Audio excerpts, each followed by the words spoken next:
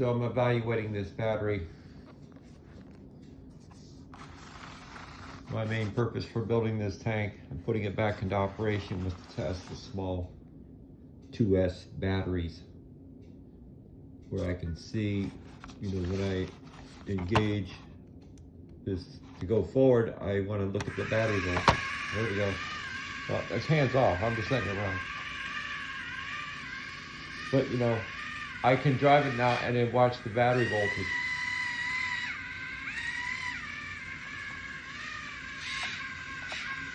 Here's my speed set right here. Slow it down to very slow, or increase it.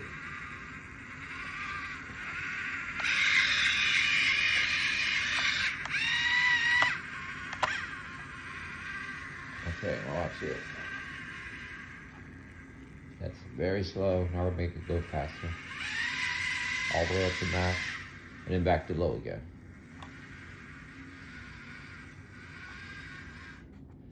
All the while, I can monitor the voltage.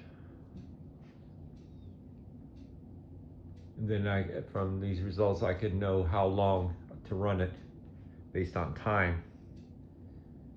So, and also to test the battery to see how good the battery is.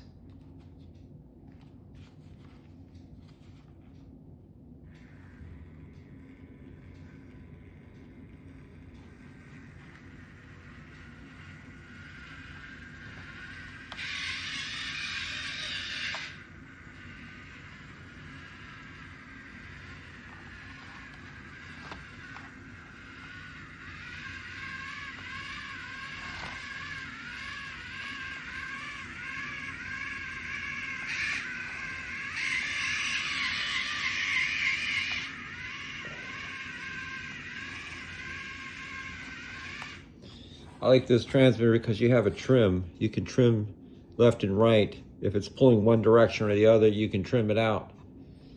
So that's a nice feature to have, because on these smaller tanks with the smaller engines, they tend to pull one side or the other, and it's really hard to get them to run the track straight. Well, this gives you tracking capability.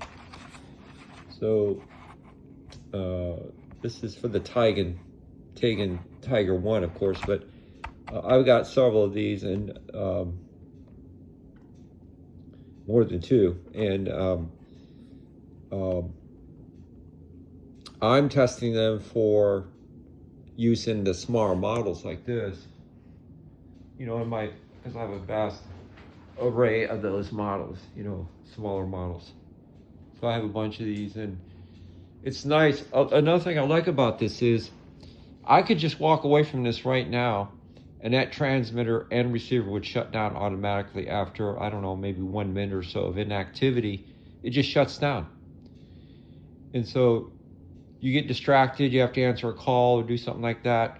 You come back and then you just flip the switch on the receiver.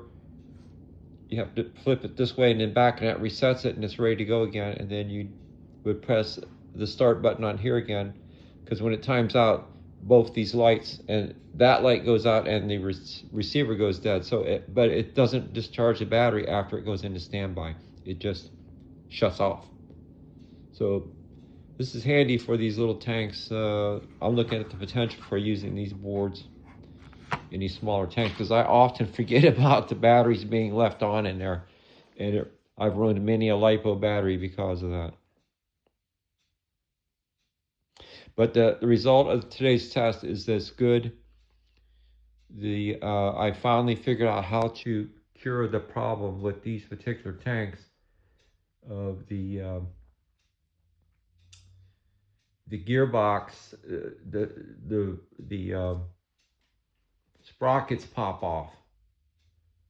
I found a modification finally. I mean, I've been running this thing since 2000, I think. So it's like 26 years. But it's back in the running again because I solved a problem that I had with it. All right, that's enough of this. Well, we'll do a little bit more running around with the thing here since we got it going. Let's turn that back on. I flip this switch right here. This one has just got forward on for the speed set. Simplified. So this transmitter is a lot simpler for the speed set than the original one that I did. And at any time you can go to, use the regular joystick while it's in this. Like you can increase the speed forward or reverse even with it set like that. But when you let it go, it'll resume speed again. So it's like a speed control. And so you can stop and reverse, stop and then reverse. But the speed set's still engaged. And then just let go of the stick and then move forward again. So this controls that speed, and this turns it either on or off. And this is, to me, this is a lot more interesting and fun to run these than sit there and have to constantly hold the freaking thing on all the time. At this low speed, you can just let them run a lot by themselves. You have no hands on there. My other hand's holding the camera, of course. And so I can time these and find out how long a battery lasts, without having to keep my hand constantly, on the throttle, which is annoying to me. So this receiver works really good as an alternative receiver in small models. And the auto shut off feature is a big plus in my mind, and plus the trim, being able to trim it left and right, makes it ideal for small model use, I think. So that's why I bought 3 of them, because I saw the potential in these, and I don't need 3 Taigen tanks, but I'm going to use 2 of them for parts. The motors, the flash, muzzle flash mechanism, the LED, the receivers, the motors, gearbox, everything in there. I'll be using for other models. But I got one that I've got running, and I got 2 of them actually. One is running with the original equipment, and one is with an hand-long transmitter receiver setup. Let's see. Well, I'll feature that one later in another video, but this is about the Merkava today. And I have successfully brought this tank back into the land of the living, because it's been sitting up on a shelf, I guess probably 6 or 7 years, because of the transmission issue. But that seems to be solved now. This transmission's working good.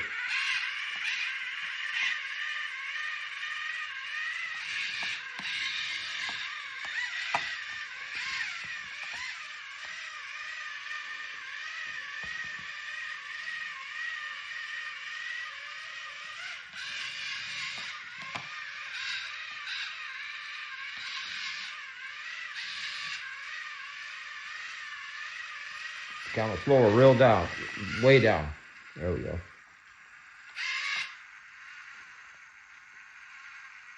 That's pretty slow.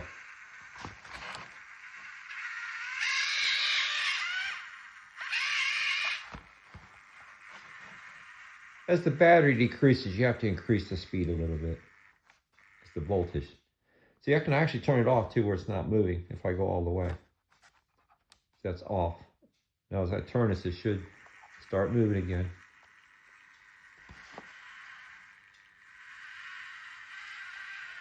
Okay, that speed seems pretty stable.